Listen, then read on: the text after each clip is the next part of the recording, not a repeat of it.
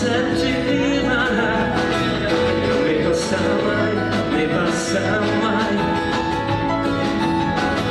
non mi passa mai, perché tu me la colorerai. Oh, ti porterò su un'isola e ti costringerò. Siamo con Vincent Emilio Risi. Ciao, Come va?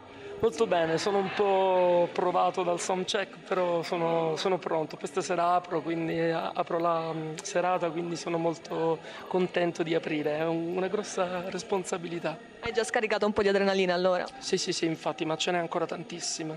Sì, immagino. Vedo che hai all'attivo già 250 concerti all'interno della Sicilia sempre. No, sono anche stato oltre Alpe, ho suonato in Francia, in Germania, sono stato in Spagna, ho fatto un po' anche il turnista, però ho lavorato fondamentalmente sempre con progetti in parte che hanno la mia paternità. Come sei arrivato qui a Musicultura?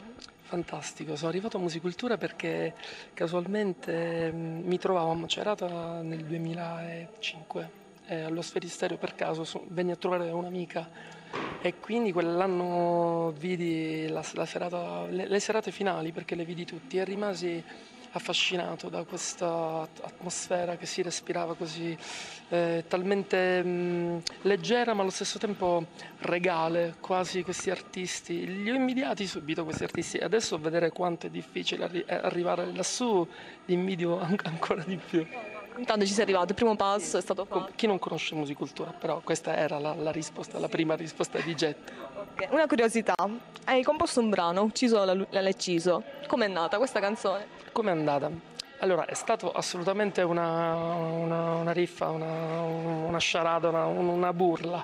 E così io mi sono in qualche modo sentito toccato dalla poca professionalità di chi invade gli spazi che dovrebbero essere anche culturali, soprattutto televisivi. Questo non dipende sicuramente dagli artisti, ma dai palinsesti.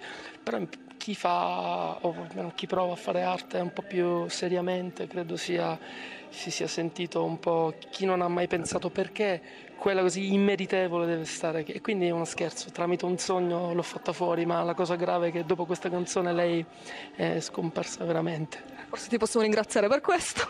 Sarebbe troppo, vorrei essere modesto, ma è un po', in parte è così.